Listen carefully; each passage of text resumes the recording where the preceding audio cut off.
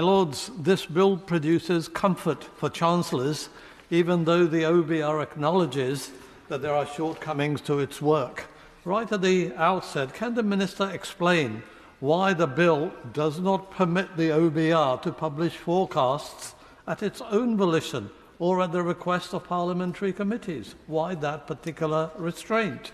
The OBR's reports are promoted as apolitical, but that does not mean that it is free from institutionalised biases. Neither the Treasury nor the OBR makes a distinction between capital and revenue expenditure. Both are lumped together to produce a forecast of government spending and debt, which is of really little use in charting the long-term course of the economy. Does the Minister agree that these items should be separated? The OBR forecasts government debt, but asks no questions about the composition of the debt.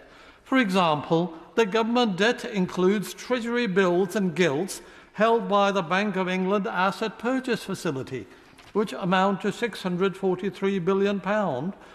So it is really a hangover from the quantitative easing period, and it should not really be part of the government debt.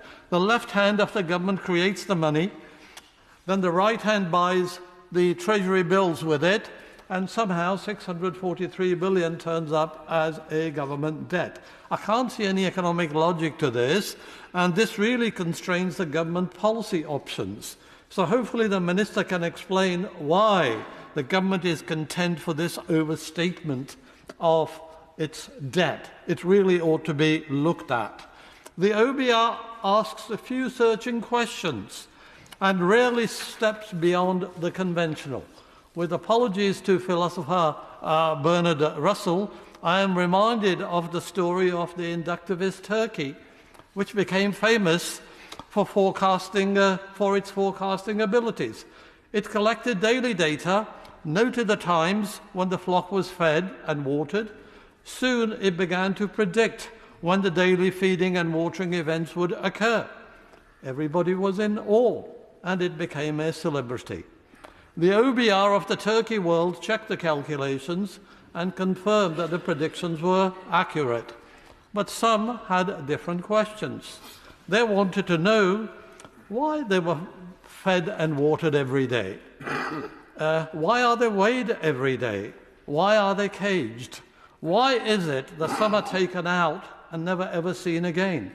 Such questions were not the flavour of the day, and the critics were whipped into silence. The rulers decided that the inductivist Turkey should receive a specially minted gold medal. Then next day, it was Christmas. Yeah. So it is, my lords. Key assumptions and wisdoms are not questioned either by the OBR or the Treasury, because they're all intoxicated with getting the forecast right. The entire life of the OBR has been accompanied by policy failures: flatlining of the economy, cuts in real wages, fall in living standards, investment strike by the state, crumbling infrastructure, people dying whilst awaiting a hospital appointment.